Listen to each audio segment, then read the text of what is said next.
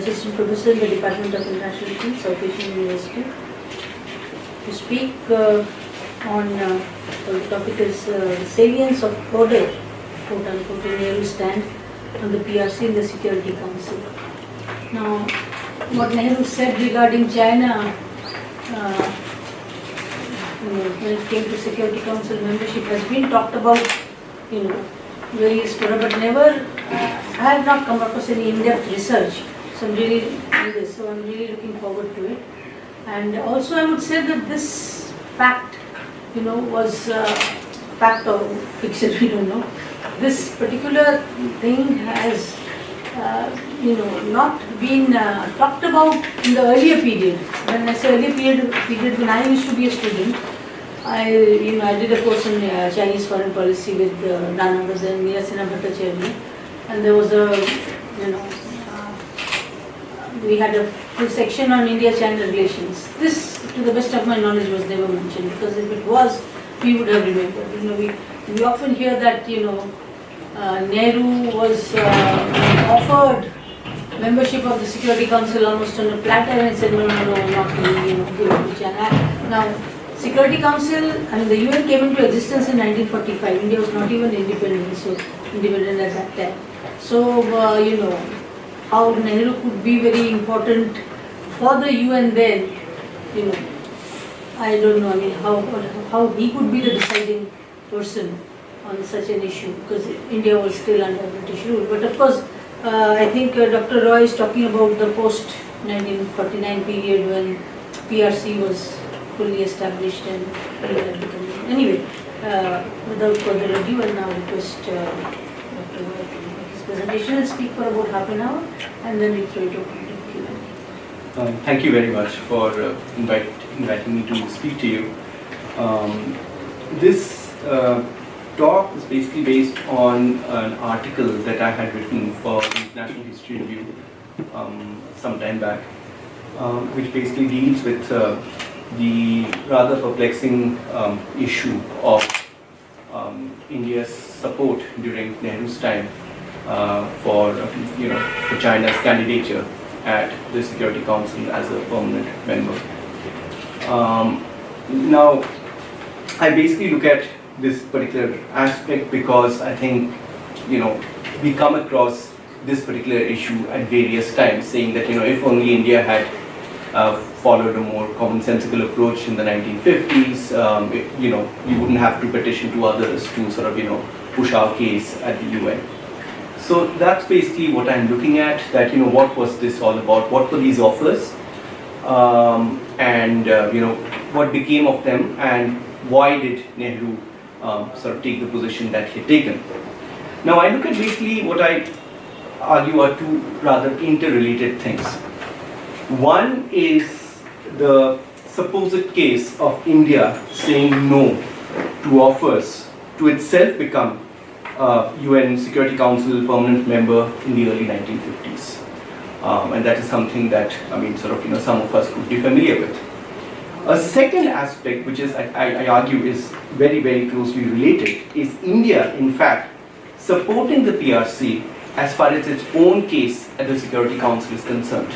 So one has to do with India saying no to it being offered a seat at the Security Council as a permanent member.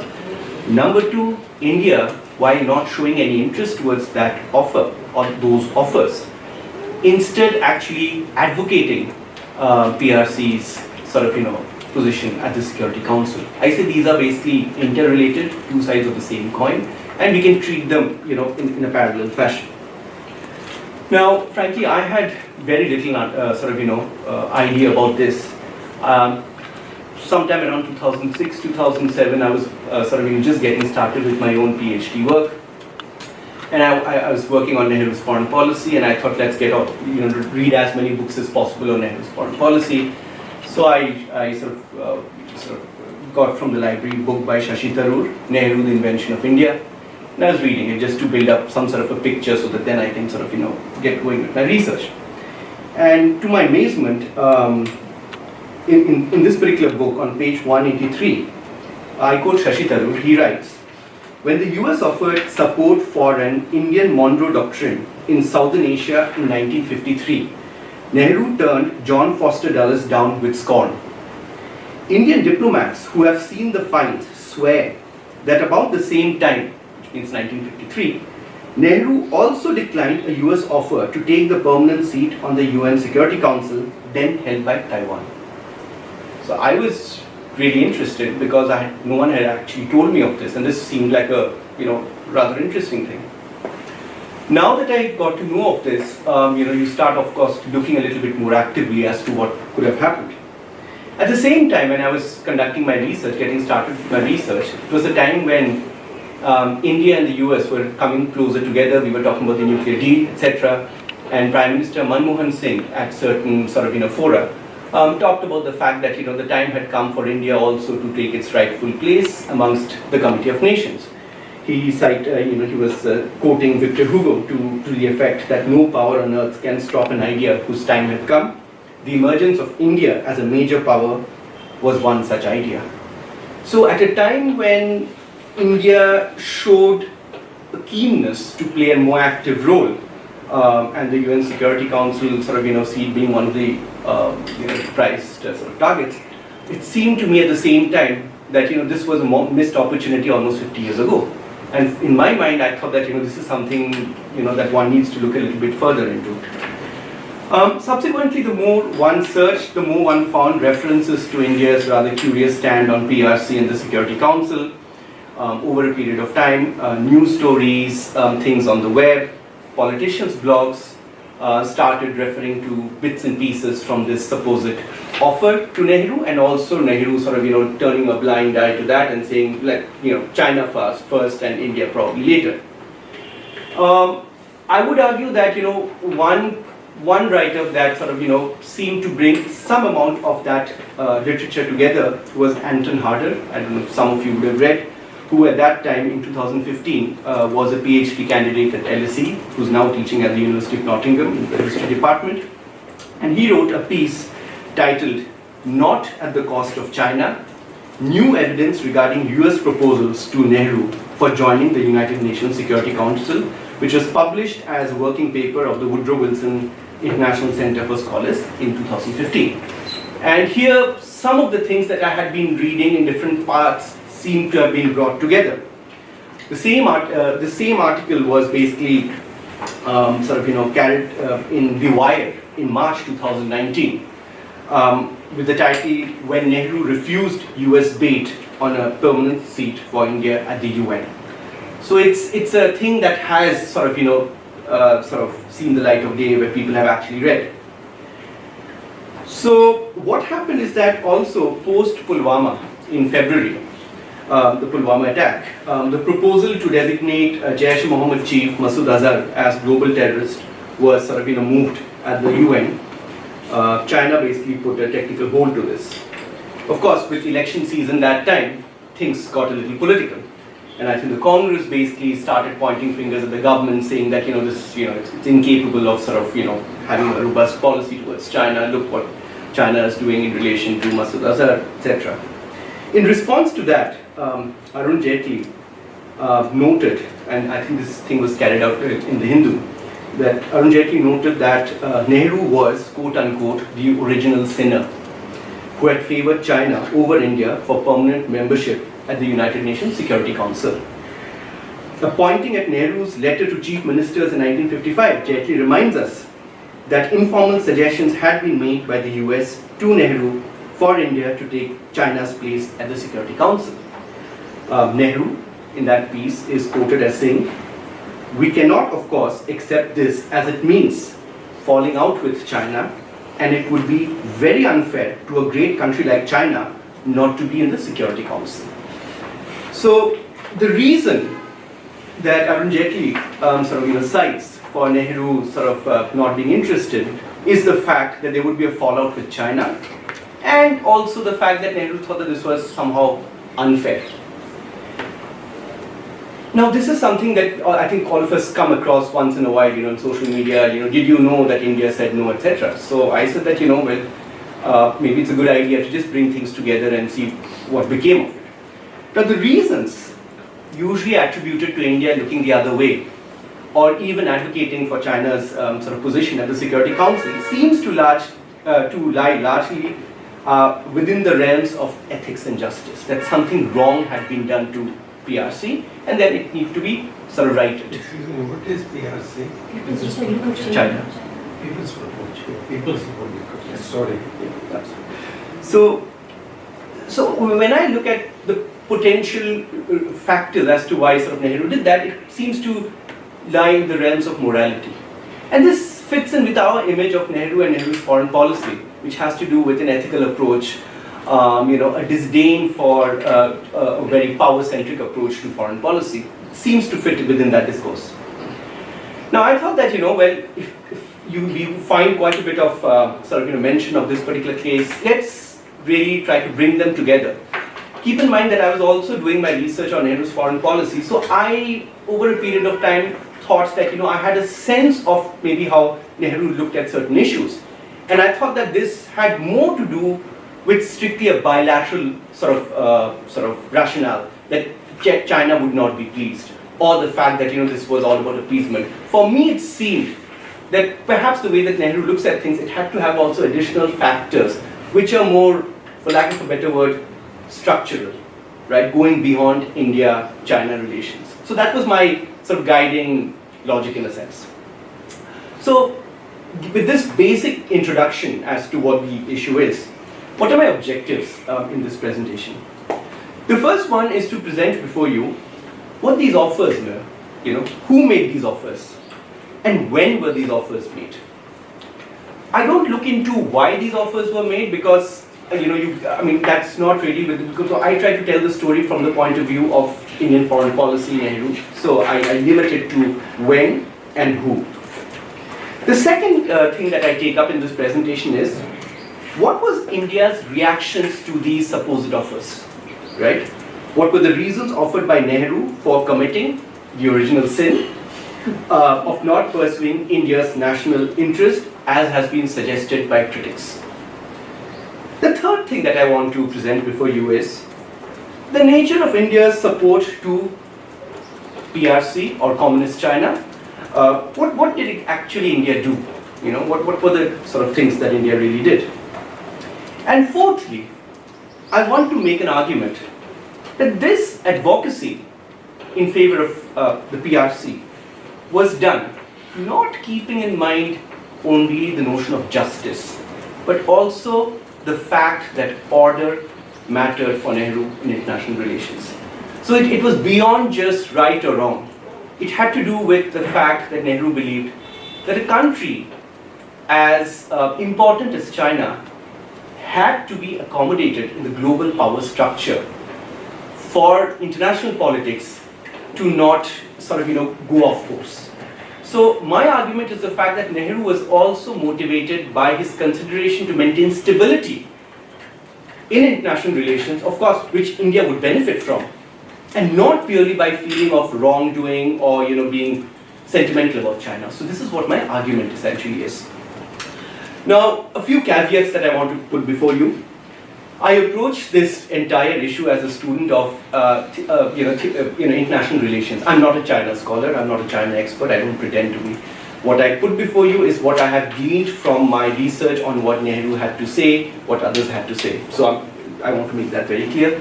I want to look at certain theories of international relations without being too theoretical, but say that these are possibly some of the factors that motivated Nehru to take the stand that he had taken. The second thing is that I try not to get into this for and against. Was Nehru right? Was Nehru wrong? Frankly, I really don't know. But what I try to do is to the best of my ability, to bring out the motivations. What were the things that caused him to go in a certain direction? Whether those were right or wrong, I guess we can debate. It's also a function of how much information that are made available to us, that we can then sort of take a more firm stand and say, X was right or X was wrong. So I don't want to get too much into the for and against, but I want to put before you as comprehensive a picture as to how Nehru's mind was working, which I argue went well beyond bilateral considerations and had larger considerations to inform his decision. So these are some of the things that I put before you. Now let's look at these so-called offers. What were these? Now, in my research, basically, I've come across a few of these offers by the US. Now, I rely on Anton Harder, whom I mentioned just a while ago, on his research.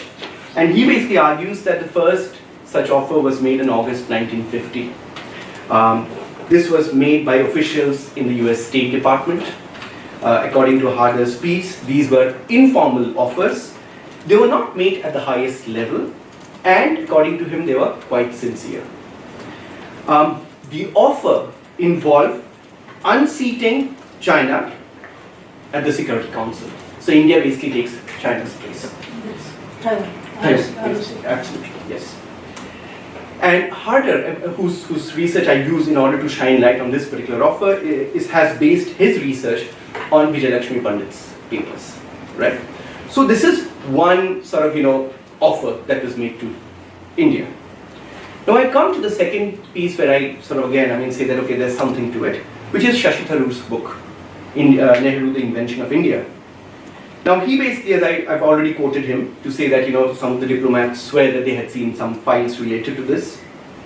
But the important thing is that he says that this was made in 1953. Anton Harder says that the offer was made in August 1950. Now I don't know whether this is sort of an informal follow-up to the 1950 offer or whether a new sort of lease of life had been attained. I'm not too sure about that.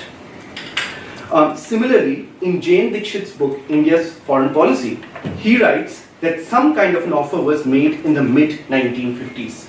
Now if you say mid-1950s, it could be 1953, it could be maybe 1955, I'm not sure. But what we do know is that August 1950, that according to Shashi Tharoor, 1953, Jane Dixit, mid-1950s. That's sort of what I can present to you. Then of course, the Soviets, Bulgarin, 1955. He basically suggests that India become a sixth member of the Security Council, but at a later stage. Now this can be roughly referred to as the addition formula. So the first one, the US offer, is a replacement. You take someone else's position. Bulgarin's offer seems to be that you retain whatever and you add a sixth. Now these are the two two broad strands that I could sort of figure out from what I had read. Former UN Secretary General Trygve, in his book In the Cause of Peace, 7 Years with the United Nations, which was published in 1954, he writes that a number of members, he basically argues that the number of members should be increased to 6 at the Security Council, permanent members, and that India's name could be quote-unquote seriously considered. So there was something definitely happening. It wasn't, all these claims about India having not done anything was not made out of thin air. There was something happening. That much I think one needs to acknowledge. Now, if we look at the former UN Secretary General's sort of observation, if we look at Bulgarin, if we look at the Americans, what are some of the things that we can just sort of generally acknowledge? One is that if you look at the replacement formula, which the Americans were talking about, it seems to negate PRC's chances, as India would be replacing China, which was then held by PRO's Taiwan.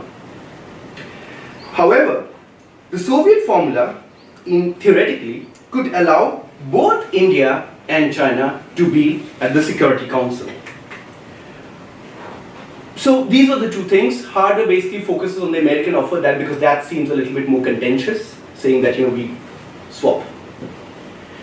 Now, looking at these supposed offers, what does Nehru have to say? What do we know about Nehru's position? Now, at one level, Nehru argues or seems to point out that if India followed the US offer, it would, quote-unquote, create trouble between us and China.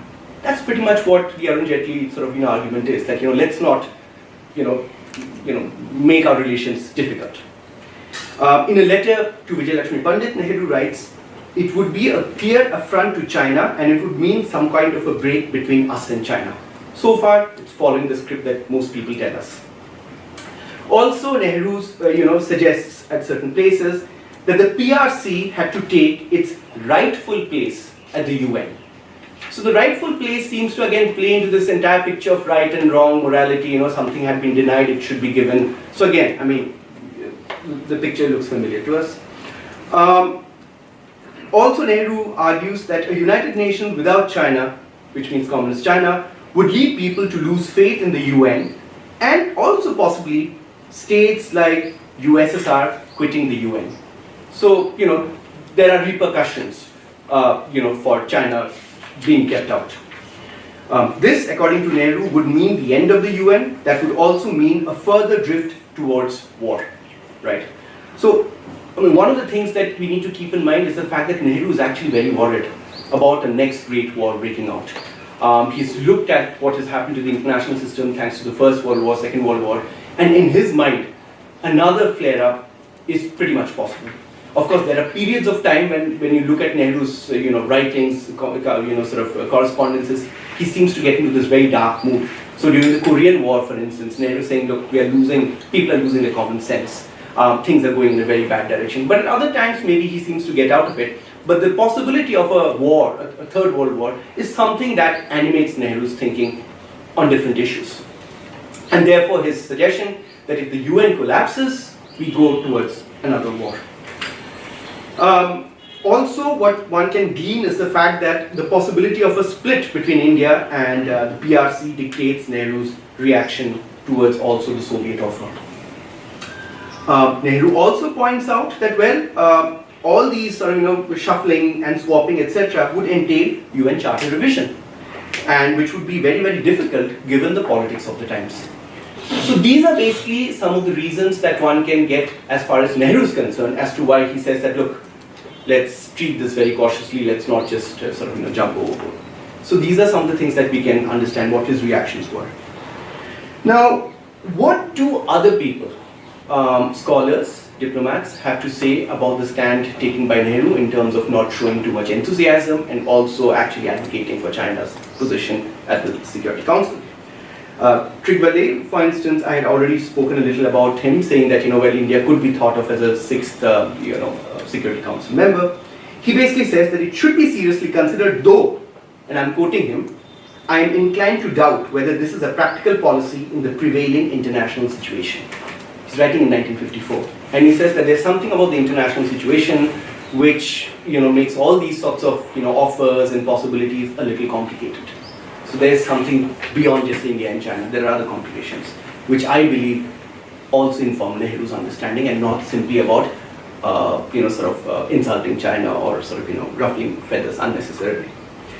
A.G. Nurani, for instance, writes that Nehru was wise to not pursue these offers as they were feelers, right? Remember that the mid-1950s are a time when great power equations are also somewhat possibly changing. Death of Stalin, Soviet Union again looking at its foreign policy, and people are trying to again look at questions of alliances, etc. And in that condition, if someone offers these things, it could have a vested interest attached to it. So be very careful. So Nurani says that, look, these were feelers, be very careful. Also, would the USSR agree to the US proposal at a time when USSR's own relations with China were in quote-unquote full swing? So these are again considerations that one has to take on board and acknowledge those. Okay, so what I've done till now is that I've told you about these offers, I've told you what Nehru's reactions were, and I've also told you a little bit about what some other people had to say about the logic of Nehru actually not showing the enthusiasm which many people today would like him to have had during the 1950s. Okay, now having looked at Nehru not showing much interest towards these offers, let's look at the other side of the coin, advocating the PRC's cause at the Security Council. Now here I come across many of his statements written to his colleagues or other people in the political system in India to show that in fact Nehru did pitch for Communist China to be given its position at the Security Council. For instance, in August 1950 in Parliament, Nehru basically says that India backed PRC since December 1949 and not just in the context of the Korean War. Right? So it's something that the PRC, because he was basically advocating for Communist China to be given that thing, right? Yeah. So basically, Nehru himself in Parliament said that, look, we have been advocating this since December 1949, right? It's before the Korean War basically flares up. So lest someone thinks that in August 1950 I'm saying let's get the Communist Chinese on the Security Council, it's not just a Korean War based phenomenon, it's something that needs to be done irrespective of that. Now in letters to chief ministers, I mean we know Nehru wrote a lot, right? I mean you go to Murthy and there's so much of written work. So it's not difficult to come across these sort of positions of his. So in letters to chief ministers in 1952, he writes that the PRC was a well-established fact, and that by keeping it out of the Security Council was being undermined. This is 1952. Now, KPS Menon, writing in 1966 in India and the Cold War, he basically says that China was accepted as a great power at the end of the Second World War in the UN. According to him, China signified the entity which was in control of the mainland. So there was a thinking that, look, I mean, who should be the rightful sort of occupier of the position? It should be the PRC.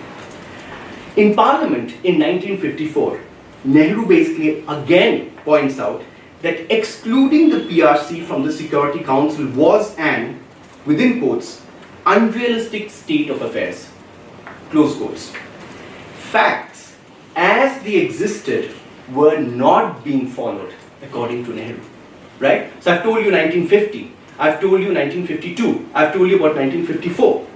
In London in 1960, Nehru says that it was absurd to designate Taiwan as China at the UN. Problems in international relations simply could not be discussed and addressed if the UN did not create space for the biggest and the most populated country in the world. If PRC was made a part of the UN, many of the problems would be, within quotes, much simpler. So what we find is the fact that, I mean, some of us could think that, look, this was all an episodic thing. No, it wasn't. Nehru was basically making these, taking these positions over a period of time. At least what I could offer before you is from 1949 all the way to 1960, at regular intervals. So it is something more than just a one-off occasion. Okay, now this is a position that he takes in Parliament, letters to chief ministers, etc. What does Nehru say to his foreign colleagues? June 1950, in a cable to an Egyptian leader, Egyptian prime minister, he basically asks the Egyptian PM to do his bit in backing the PRC to have a seat at the Security Council, since this step would be making an outstanding contribution to the future of the United Nations as also of world peace. So it's not just in Parliament that he's pointing this out. He's speaking to other world leaders and saying, let's do something about this. All right? And what is the reason he gives? It will be good for the future of the UN as also for world peace. Now here's something that I want to flag before you, that when he talks about, you associate Nehru with world peace, it's almost like, we know what it is all about, world peace, harmony, etc. But what I would argue towards the later part of this presentation is that world peace need not be looked at merely in terms of idealism, sort of one world, etc. I mean, there were clear, power politics based understanding of what world peace essentially meant. So Nehru writes to the Egyptians saying that let's do something to get the PRC back in. In May 1950, he writes to Ernst Bevin.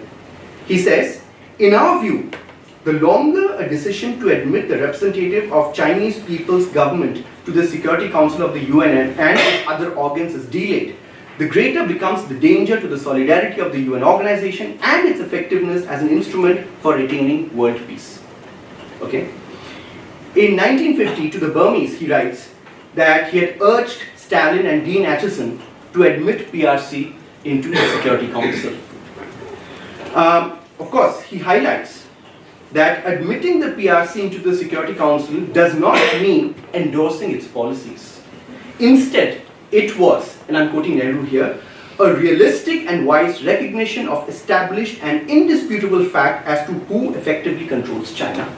So Nehru is saying that, look, I don't necessarily endorse its policies, but let's accept facts. Let's get the right players into the Security Council. And this is something that he keeps writing, 1950, 52, 54. You name it, you can find. I mean, I'm sure if you have to go and spend, you'll find many more such sort of instances.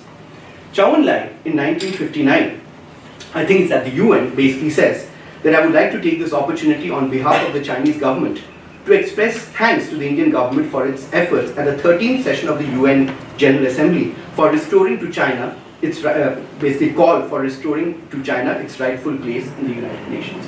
So this is something that was being also registered, right? It's not someone making certain taking certain stands in Parliament. It was being heard far and wide.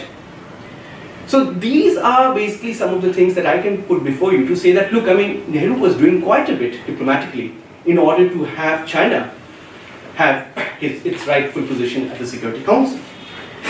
Now, one of the things that a few things that I would like you to note is the fact that India's stand on PRC and the Security Council was consistent and spread out, right? It was from, as I showed you, December 1949 all the way to 1960. Secondly, it seemed to be rather unaffected by bilateral ties. It seemed to be almost having a logic of its own. In 1960 also Nehru was saying that, let's get China into the Security Council. So at one level, as things deteriorate between India and China, one would have expected Nehru to say, okay, in fact, let's keep them out because that helps us. No, he doesn't say that. So there seems to be something beyond a bilateral logic in this, which most people attribute as far as Nehru's position is concerned. I say that let's look beyond it, we'll find something. In justifying his position, Nehru talks about world peace, viability of the UN as an organization, and these are, many people would argue, rather idealistic goals. I argue that, well, I mean, it depends. I mean, if you talk about world peace and if you look at the way that Nehru talks about it, one can appreciate that it has more than just a sort of an idealistic ring to it. I'll come to that in a while. Scholars who look at the reasons given by Nehru say that, well, it has to do with notions of justice in international relations. China has been wrong, give it what it deserves. Some others have talked about the fact that, well, we told you so. Nehru's foreign policy was all about appeasement, appeasing China. You look at the vexed boundary issue, for instance, many people will say that India should have taken a firmer stand, etc. And also, as far as China and the Security Council is concerned, again the same story, he's appeasing the Chinese. Okay? Right. So, to that extent, the appeasement formula also seems to fit into what Nehru's stated positions are. Others have said that, look, I mean, it has to also have with this notion of Asian solidarity. Countries coming out, throwing off the yoke of colonialism, we have to take the rightful position in world affairs, and therefore it's, one decolonized country putting its weight behind the other. So it's a solidarity of Asian countries. Well, the thing is that, look, I mean, monocausal, reasons are difficult to find. So I can't say that, well, there was no element of justice, that there was no element of, some sort of a soft spot for China. Maybe there were, I mean, obviously. But what are we missing out? What we are missing out is a larger picture, a larger understanding that Nehru has of world politics, which necessitates that the PRC should be given its rightful position. Rightful not in terms of morality, but from another point of view, at the Security Council. Now, what I argue, my argument is that Nehru's stand was dictated by him viewing the PRC not simply as a neighbor, but as an Asian great power. So we should not look at Nehru, viewing China as simply a neighbor with whom we have some difficult issues, with whom things are getting more tricky by the day as the 1950s proceed. But the fact that Nehru is looking at China as an Asian great power. That's one thing that we have to first of all acknowledge. Nehru looks at the PRC as an Asian great power that has been ostracized and not accommodated in the global power structure. That's the second clue that we have as to why Nehru did what he did. Unaccommodated power, according to Nehru, I mean, these are things that I have sort of culled from his writings, and I'm presenting to you in a more sort of formal IR language in a way. But I mean, the essence of it is, according to Nehru, that unaccommodated power in world politics becomes revisionist, right? And a source of instability. So to that extent, China is a great power. It is a ostracized great power that has been sort of shunned, that has been sidelined. And great powers in history that have been sidelined have become a source of instability and tension, and therefore Nehru turned towards China. And because of this instability, order was being threatened. In an era of interlinking alliances, think of CENTO, think of NATO, think of SEATO, these tensions could be conveyed from one part of the continent to the other. And I think for those of us who've read a little bit of Nehru, he talks about, indivisibility of peace, etc. So I think this links that, once you have tensions, they are transmitted through CENTO, SEATO, etc. to other parts of the world, and India obviously is a victim to such negative dynamics. The other important thing is nuclear weapons. Nehru is really concerned about their potential use, and in a scenario where the great powers cannot accommodate another important Asian power, the potential ramifications are rather worrying. And this leads Nehru to look at China, the PRC, not simply as a neighbor, but as an important element that could determine which way world politics goes in terms of stability and instability. Now, someone could ask, well, did Nehru really look at the PRC as a great power, right? I mean, because we're not talking about the China of today, we're talking about a long time ago. Well, again, I point at certain things that Nehru says and writes in order to establish the fact that he did think that China was a very, very important part of the peace and security sort of puzzle in Asia. In Parliament again, in 1950, he says, can anyone deny China, which is the PRC, can anyone deny China at the present moment the right of a great power from the point of view of strength and power to mold events and shape her destiny or round about her? She is a great power regardless of whether you like it or dislike it. There again, Nehru seems to be pointing at the fact of the PRC being an important power and the fact, the need to accommodate it, right? So he said it doesn't matter whether you like it or not. China is a great power, and let's understand what they sort of do in politics. In 1954 in Parliament, Nehru says that excluding the PRC from the Security Council again was an unrealistic state of affairs. Facts as they existed were not being acknowledged. So Nehru is very clear that, look, China is not just any other country. I mean, it stands for something, right? And it needs to be given a certain standing and platform in global politics. Otherwise, the consequences could be deadly. Now, here's the important thing. Not only does Nehru look at China as an Asian great power, but he sees it as a dissatisfied great power, which is even more dangerous. Again, I quote to you a few things that he says. So according to Nehru, the PRC was a strong country, and these are his words, with an abnormal state of mind that was very, very far from normality. Right, so it's a great power, but it feels left out. It's not in the right state of mind. That's what Nehru's reading of China is. Commonwealth Prime Ministers meet 1960. Nehru says that PRC's leaders knew little of the outside world, and the language barrier made conveying ideas very difficult. So it's an important power, it's an influential power, but it's somewhat isolated, right? And that is not the best of things to happen for global politics.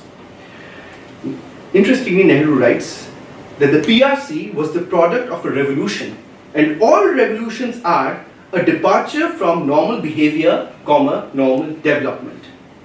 Such states do not pretend to having drawing room manners. In fact, they go against drawing room manners and break things. They are destructive. So we can understand how Nehru is looking at China. It's not about here is our neighbor, let's appease or something. He's looking at it from he's putting it on a different canvas, right? Nehru further, in his writings, communications, he basically says that China had been at the receiving end of insolent treatment from imperialist powers who had engaged with China in a highly unequal manner. It was a very prickly state which resented any questioning of its newfound strength and self-respect. Furthermore, and this is where he brings China and the UN picture together. Being outside the UN, the resolutions of the UN had no impact on the PRC, according to Nehru. He wondered, is it conceivable that some orders issued by other countries or by the UN are going to be accepted by China as orders? You cannot have it both ways. Ignore China, keep China outside the pale of international society, and then issue orders to China. So it's clear that Nehru is looking at China in terms of global politics, in terms of a great power, and as a dissatisfied great power, which is extremely dangerous. He basically, Chow Enlai, for instance, is quoted in a telegram sent by K.M. Panikkar to G.S. Bajpai, where Chow Enlai says that the United Nations claims to have no obligations towards us, PRC, and we also have none to them. So it's clearly a great power that has come unhinged. You can't really get it to behave in the way that probably other responsible states should. And for Nehru, the problem is, of course, the trajectory that China has had on its own, but also the way that it is being treated by the others. And that is something that is animating the way Nehru is looking and thinking about the PRC. December 1950, Nehru writes that the Chinese government and people want to be treated as such, as a great power. Because they have not been so treated, they are angry and resentful and are not prepared to talk. So I think it's fairly clear the manner in which Nehru is basically situating the PRC, right, as a great power that has been totally ostracized. Now, I think now we start sort of getting a sense of the fact that it's not just always about morality. It is about a great power, great Asian power that's been totally shunted. And once you do that, bad things happen. Now keep in mind the fact that Nehru is a student also of history. He's extremely interested, glimpses of world history. I mean, you read and he's writing continuously about what has happened. So if you read some of the writings, you realize that he's actually taken cues about great powers, great power politics, and shunted, ostracized great powers from recent historical developments, because he's someone who reads, who tries to understand history and probably also reflect it in his own statecraft. Now, what does he have to say from his understanding of history that informs his position towards the PRC? One thing becomes clear, that when great powers fall out, order is undermined. So for instance, he points out that Germany post-World War I was treated as a pariah state, which then joined hands with another outcast, Russia, to sign the Treaty of Rapallo in 1922 that increased tensions. So therefore, basically he observes that Germany, that had been such an influential player, had been totally again ostracized by the victors, and by 1922 it was basically trying to come to an agreement with another power which is also revisionist, which creates additional tension in international politics. Nehru, writing about the USSR in 1927, observes that the USSR suffers from a fear complex and the efforts of her many enemies to form combinations against her, haunt her, and sometimes drive her to cruel excess. Alright? Towards the end of the First World War, it had to meet attacks from the East, the South, and the West. They were outcasts from the human family, and all the world seemed to be against them. And Nehru basically is looking at the fact that when you have such powerful countries that you all of a sudden sideline, you shunt out, things become difficult, and the interwar years we know are extremely difficult in world history.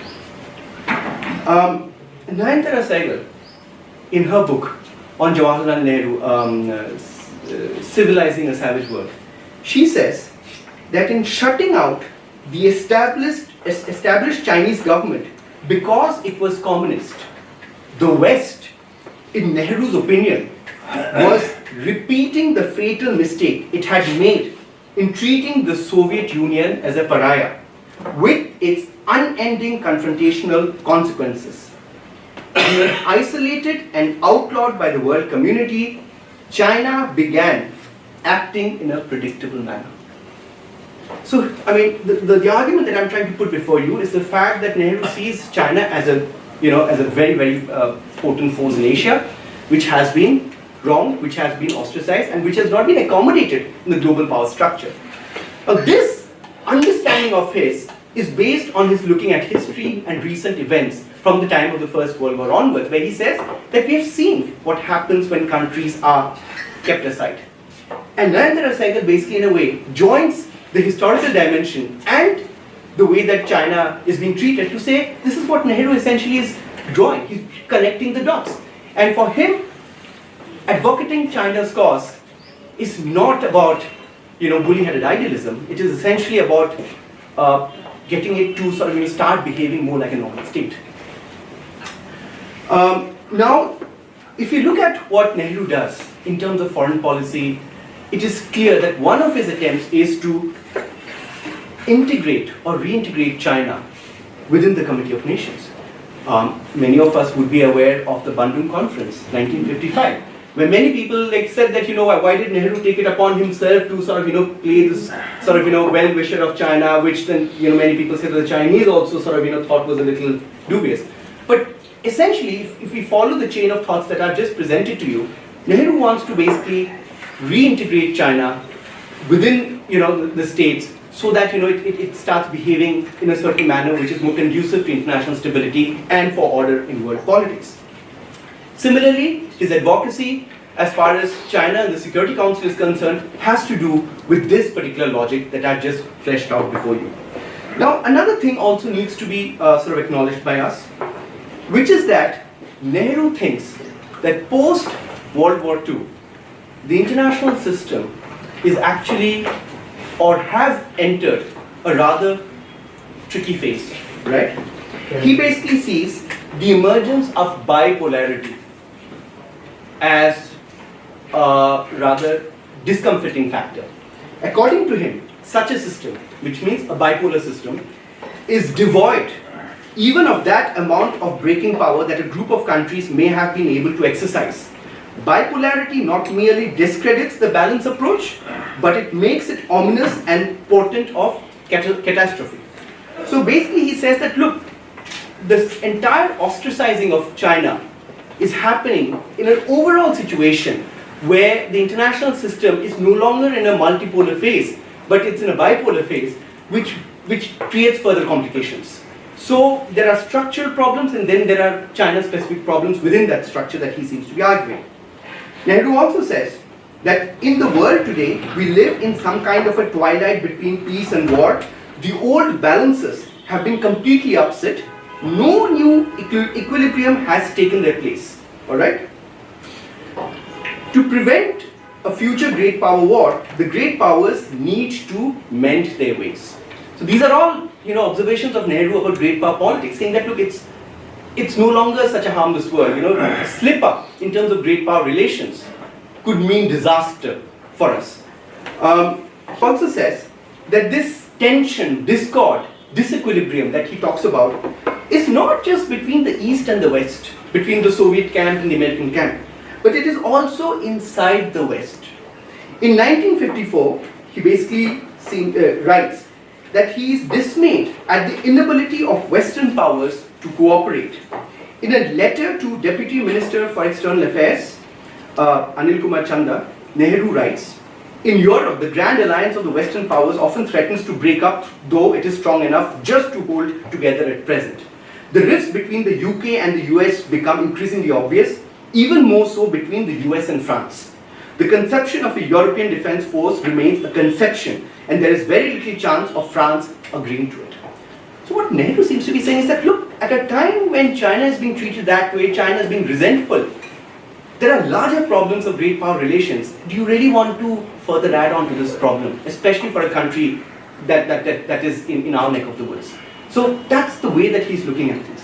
Now, one of the things that I argue is the fact that when Nehru looks at the great powers, he seems to sort of, want them, although their competitive streak, the history of great powers in world history seems to put him off at certain points, but at the same time, in the context of the tensions of the 1950s, he seems to almost wish that they need to somehow overcome their differences and come together and provide some sort of a stability to the international system. I mean, that seems to be a sort of a chain of thought that emerges from Nehru's writings and communications. And in this, what evidence can I bring out? Because this is just a claim that I'm making. Look no further than Nehru's position on the veto provision of the Security Council. Now, what the veto provision we are all aware of, Hans Morgenthau, the well-known sort of international relations scholar, talks of the veto provision at the UN as a constitutional monstrosity. Just to give you an idea of how unequal the veto is, I'm giving you some sort of observations. Cuba, Australia, around the mid-1940s, had deep reservations regarding this veto power that the great powers were able to wield. Basically, they said that the veto is against the sovereign equality of states in the international system. So the veto that exists was seen as creating an even more unequal world, almost a constitutionalization of inequality in world politics. That is what the veto essentially is. What is interesting is that for many of us who are aware of Nehru's politics and ethical stand, we would imagine Nehru to also be rather put off by the veto provision. After all, a country that had been on the receiving end of predatory dynamics would only see it fit to oppose the veto as had been done by some of the other countries that I just pointed out. Surprisingly, Nehru bats in favor of the veto, which means he bats in favor of an unequal international system. Okay?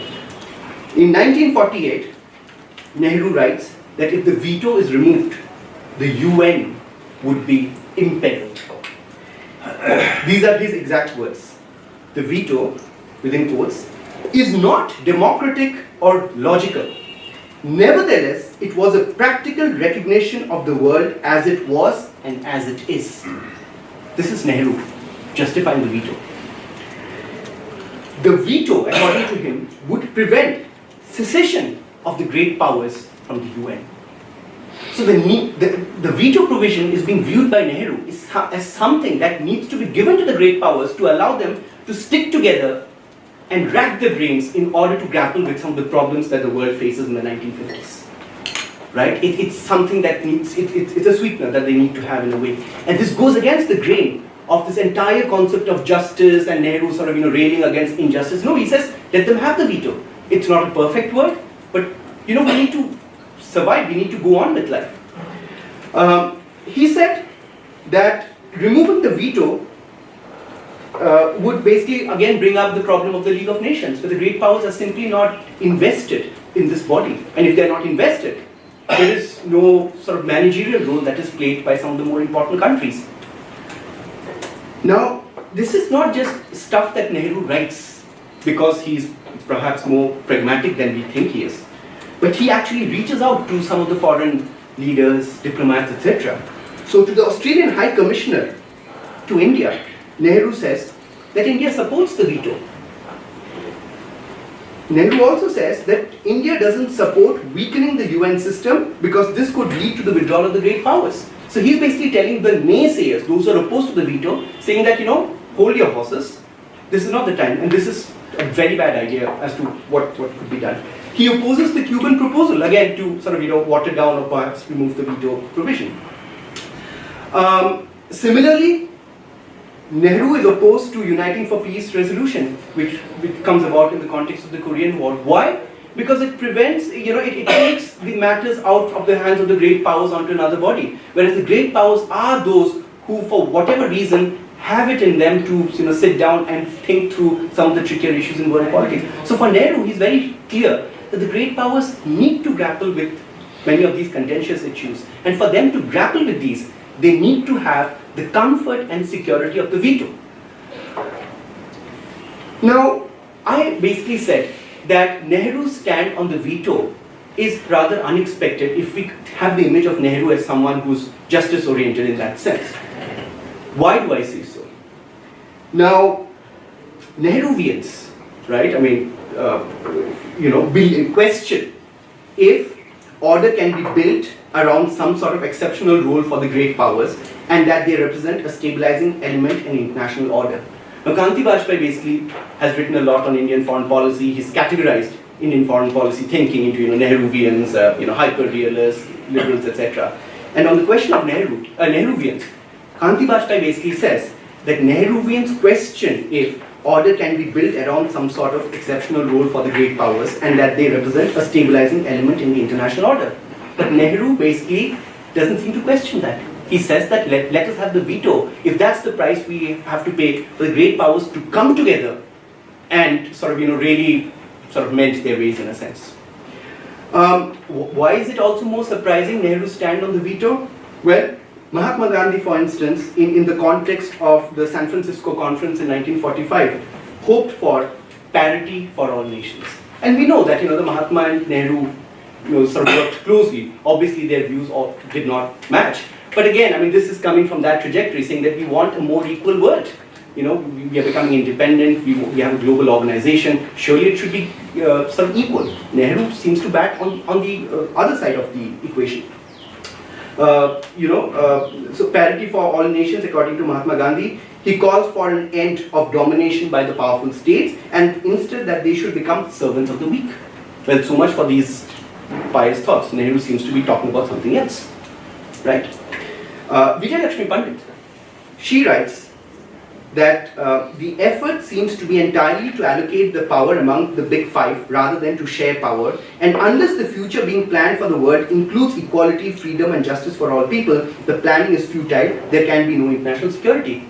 Vijay Lakshmi Pandit also seems to be looking at the new organization as sort of a site for more equal politics in a way. But Nehru clearly seems to have slightly different ideas, right? And that is not the Nehru that probably many of us are familiar with.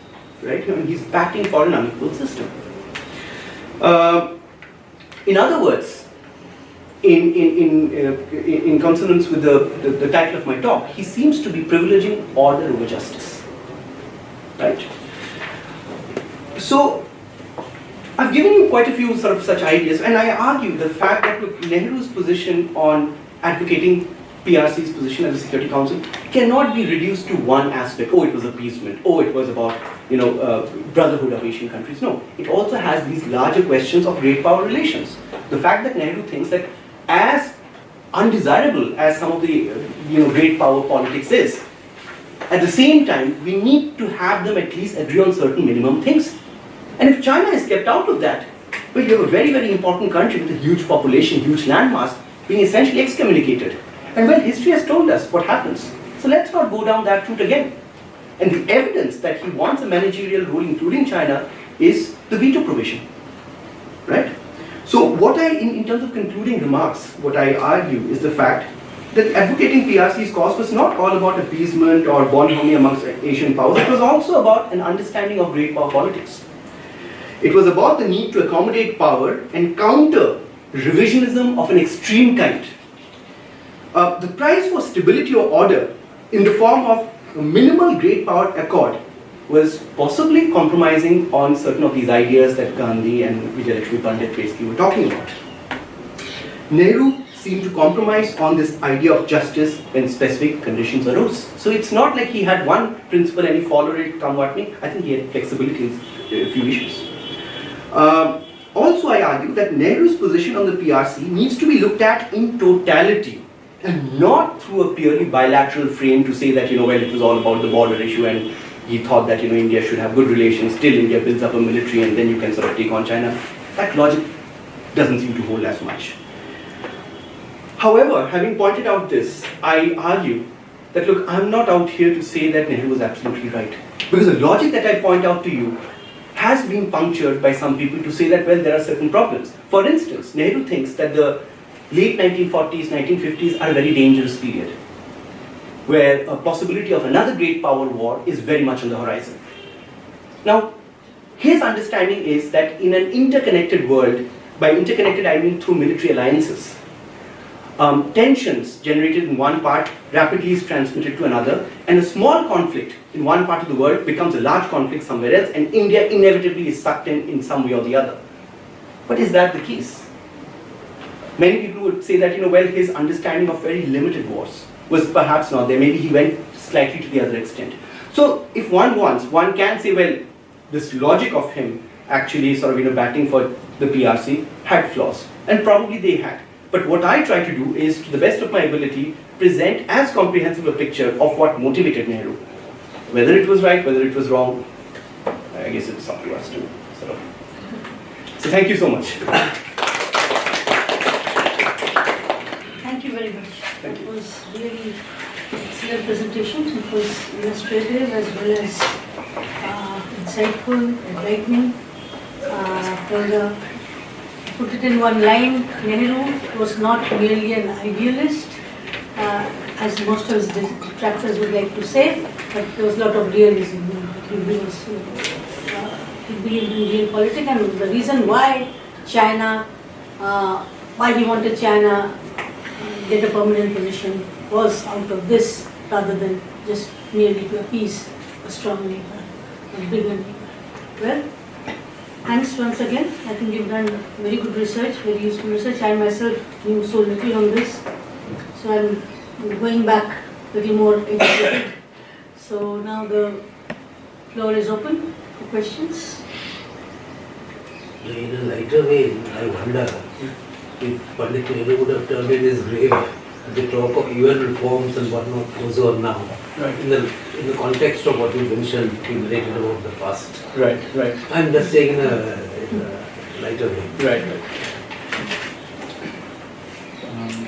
So you mentioned two different offers made. One was the US offer of like taking the ROC's place, and the other one was the Soviet offer. Yeah. So that Soviet offer that you mentioned, were there any efforts made at all by Nehru or other Indian leaders to further thresh that out or explore the possibility, or were they just set on ensuring that the PRC got a seat first and then consider the possibility of India being sixth? To the best of my knowledge, nothing happens beyond that. So when I tell, talk about Bulganin's offer and what Nehru says, that it would affront the Chinese, and also there's a question of charter revision, I haven't found anything where the discussion extends beyond that.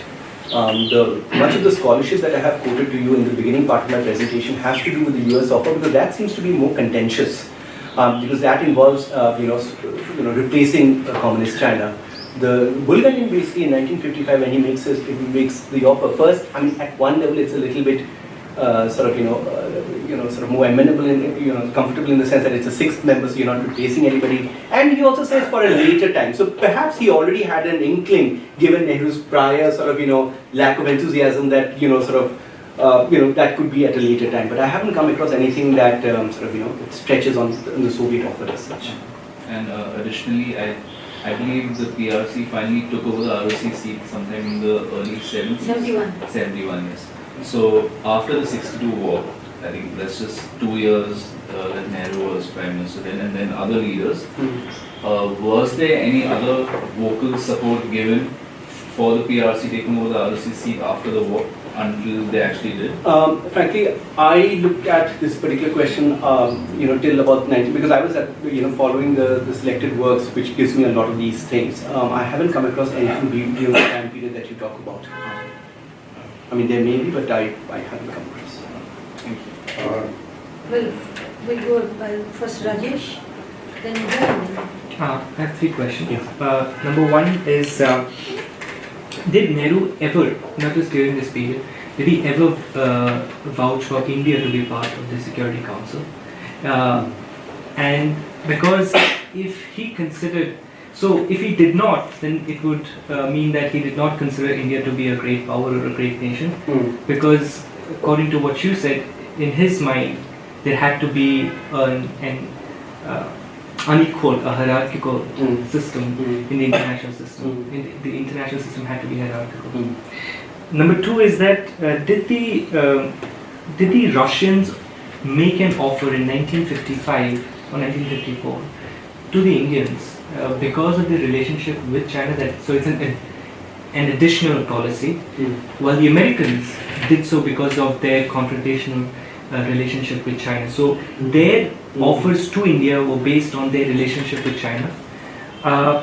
Number three is that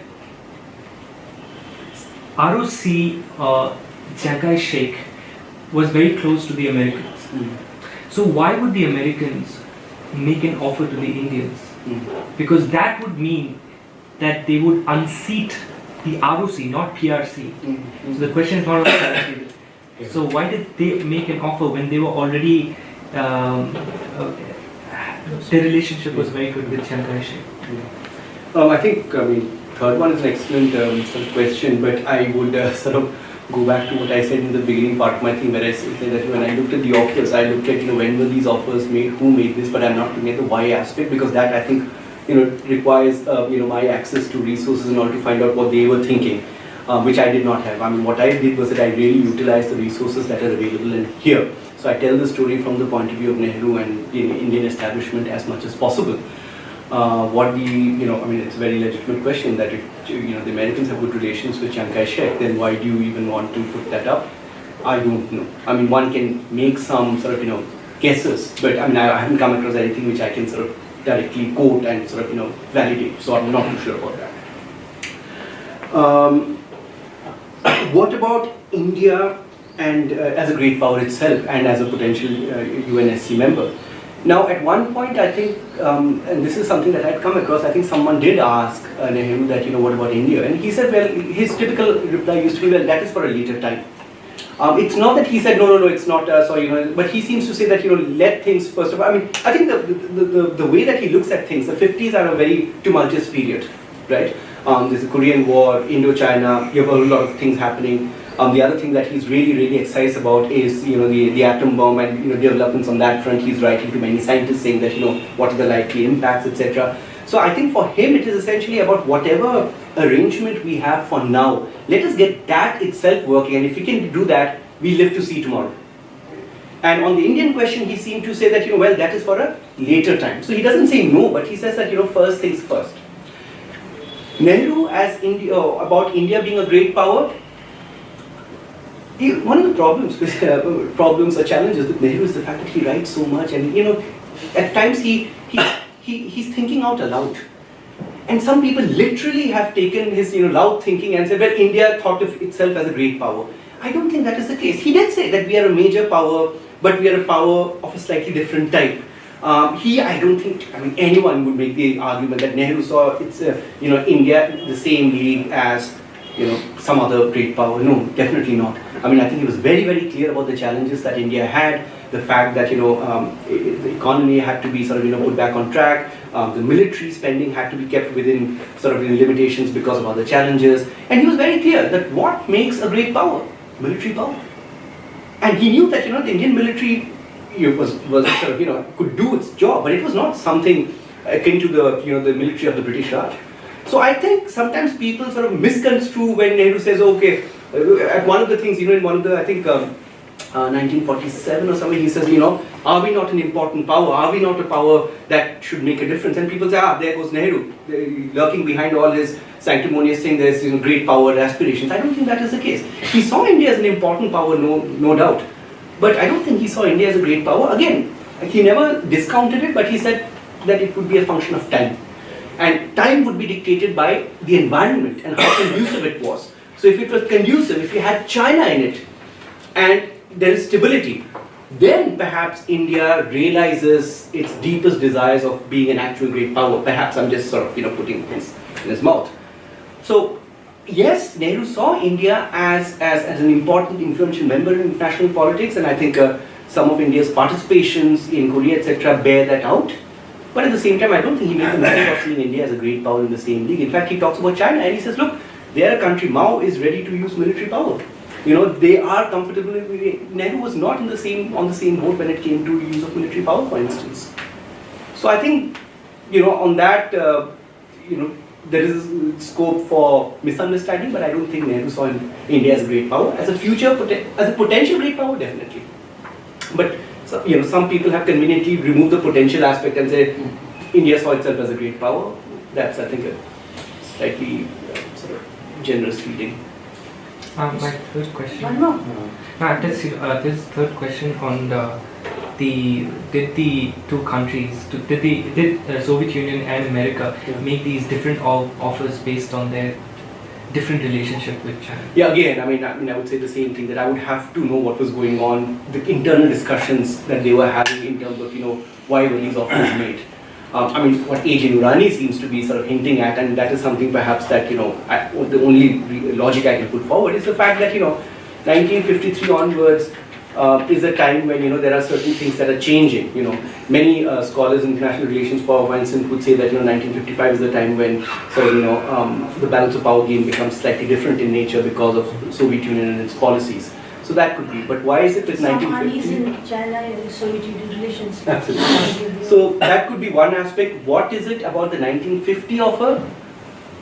Not very sure, except that August 1950 offer is made in the context of the war in Korea, where China is basically, a participant. So I think we can draw inferences, but there's nothing conclusive. I can, like, the way that I've cited Nehru, I don't have anything to show. Uday? Yeah, I was just curious to know. One question. Yeah, just one. To what extent did bilateral relations with the ROC inform Nehru's preference? Because you addressed the PRC side of the equation. Yeah. Bilateral relations with the PRC perhaps didn't hold as much as planned or Yeah. But did you find anything about the ROC bilateral relations? Because I think those at a similar seminar. Nehru and Chiang Kai-shek were great friends in the early period. But at a similar, at one of our Wednesday seminars, the speaker alluded to the fact that Chiang Kai-shek's personal relation with Nehru progressively worsened. So then did you find any indication of this? I didn't, based on the issue that I was looking at, I couldn't really find anything that impinges on the ROC and that aspect of the story as such. I haven't come across that. Mr. Patel? I wanted to ask you something not related to Nehru itself, but when was it decided to have 5 members as of the Security Council, of the Security Council? And these 5 members, 3 from Europe and America. And when was this decided? Wasn't there a demand, or wasn't there a view that there should be some other country also, maybe from Africa, maybe from Latin America? Wasn't that also being considered when it was decided to have only 5? And another related question is, the non-permanent members of the Security Council, was that right in the beginning, or did it come up, this provision came up later? And if so, when did it come up? All right. I would sort of point your attention to one book which I had read many years ago, which actually vividly some of the things. And it's a book called The History of the Charter of the United Nations and United States Policy by Ruth Russell. And it's a sort of voluminous, I think about an 1100-page book, which sort of gives almost a sort of step-by-step account of the way that the discussions were being held as to who would be sort of the central players. From what I remember, I think this is a discussion that starts from around 1940 between the Americans and the British. Then I think the envelope starts sort of widening. There are interesting sort of snippets out there. For instance, that should France be considered as a UN Security Council member? And I think it was the British were none too happy with the idea of the French coming in. But then again, it had to do with American sort of priorities also. The question of China, for instance, and it having a position. One of the interesting things is the fact that I think when it comes to the question of France and whether it would also be, remember the fact that at that point of time when the discussions are going on, France hardly exists in a way. You have the government in exile. But I think one of the dangers that some of the planners of the UN system felt was the fact that France would bounce back given the course that the war was sort of taking from 1942 onwards. But also the fact that France had such influence that it could act as a spoiler if not admitted within the system. In fact, one of the interesting things about France itself has to do with the fact that at various points of time when question of great power directorate has come up. Think of the Concert of Europe, 1815. France is sort of defeated, France. But again, it is rehabilitated simply because it is felt that its influence is such that it is dangerous to keep it on the outside, where it could potentially sabotage. Colonial power. Absolutely. So the question of France, for instance, was something that caused quite a bit of debate between the Americans and the British. China had a different logic because the Americans wanted them on board as a possible counterweight to Japan. In terms of Latin American countries, I think Brazil, if I'm not mistaken, was a country that was being spoken of as another country that did not see the light of day. So yes, there was a lot of bargaining that happened, and in a way, when 1945 comes, I think the five powers are fairly united in terms of presenting a united front to the rest of the countries, because they knew that on the veto provision there would be criticism. In fact, I think it was the USSR that insisted that if we have to be this, we need the veto provision as a political insurance mechanism. Otherwise, the same thing is going to happen to us as had existed during the interwar years, where we basically are targeted by all the other great powers. So the cost of their participation was the veto. The story of how the five powers come and they wield the veto is a story of a lot of bargaining, a lot of near misses, etc. And I think some of the countries that had aspirations for a higher position then tried to create a second category of states that would have a position. And I think the non-permanent membership comes within that particular equation. If I'm not mistaken, I mean it's there right from the beginning. I think the numbers are increased, maybe sometime in the 1960s. So I think the non-permanent League membership. of Nations didn't have anything similar? League of Nations, I think, did have something similar, but then again, I mean, from the little that I know, I mean, the veto provision, for instance, is not there, and there was nothing really to keep the great powers interested to remain within the league, where they found it more useful to operate outside of it, and therefore the logic of the veto to give something to the great powers to allow them to stay invested and not allow the League of Nations like scenario planning out. Actually, it was not Yalta. I think the final decision about this structure of the Security Council, veto and all, was all concretized in that trilateral summit at Yalta. Right, I mean, in 1945. yeah. Wasn't Japan also being considered as a potential member of the Security Council? Not sure about that. Japan was a defeated power. Japan was a defeated power then. Now maybe Japan is part of this. Anyway, that's actually outside point. Yeah, sure. First of all, compliment you on the fascinating presentation. Well researched, well argued on both related topics you have covered.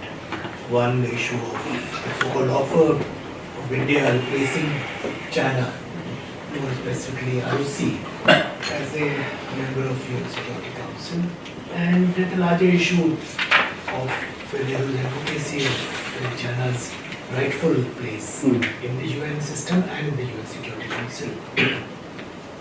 One question each on both points. On the first issue, on so-called offer to India to replace Taiwan, I'm happy that you're using nuanced terms like offer, feeler, bait. You may even add red herring to that. Right. Because I think it's very important to understand, even though number of instances are being cited about possibility of India stepping in, being discussed, how serious was this a proposition? I think that needs to be assessed. Yes. Because as a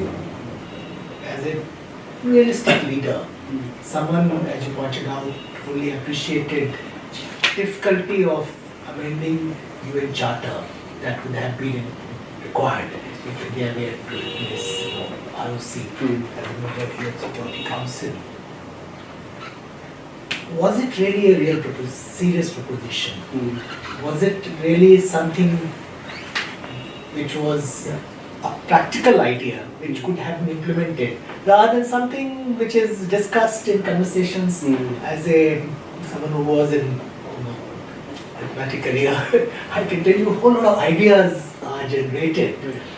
Sometimes you respond to those ideas after making the assessment it's a serious idea. Otherwise, supposedly attractive propositions are not taken forward because it's a red herring, it's a bait. You don't want to go down that road. This one, I would like Nehru himself used the word bait Yeah. in his letter to his sister. So you need to, I need your assessment that to what extent it was a serious proposition, which could have been, if with a different response from Nehru, it could have been taken down a different road. That's very debatable. That's one. Second point, which I have on the issue of Nehru's advocacy of PRC, the entry into the UN system. No, you're absolutely right in pointing out that it's not just a question of Nehru's perceptions about the justice, fair play, equity, and it's also beyond the bilateral construct that you're looking at this issue. You're absolutely right that his larger understanding of history, what happened to Germany post First World War, when risks involved, as you put it, when a dissatisfied great power and a power with a sense of history and destiny is kept out, is ostracized. That's a valid point. You have made that well. But can you really keep the bilateral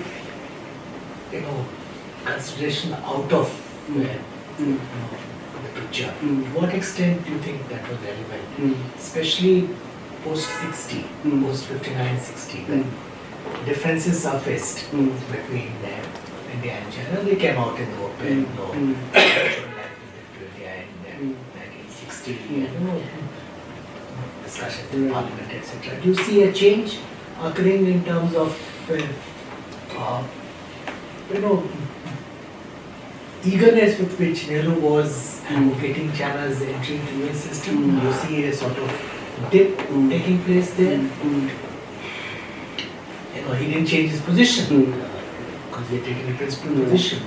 But did he, the fervency, stridency, or keenness or enthusiasm with which he was taking up the case of China, do you see a sort of leveling off in that? Because that will be linked to bilateral relations. Yes, absolutely. As I sort of pointed out that when I did the research for this particular article, I managed to find material all the way to 1960, and therefore I cite up till 1960.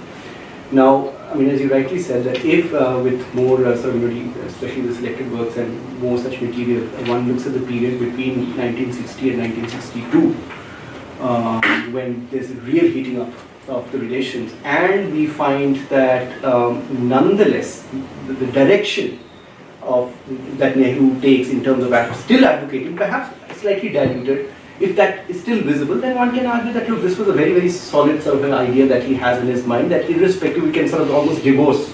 Divorce is too strong a word, but we can sort of treat them as separate sort of logics.